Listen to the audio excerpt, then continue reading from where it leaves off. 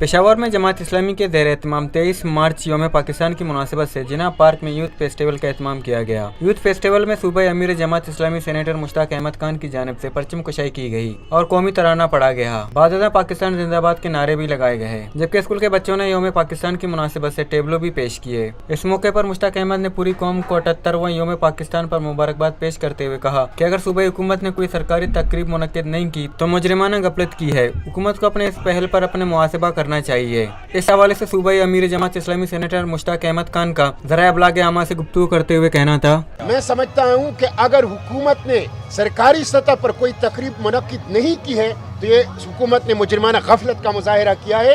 हुकूमत को अपनी इस अमल का मुहासबा करना चाहिए और जायजा लेना चाहिए। यह है खबर का जहां और आप देख रहे हैं TNN TV।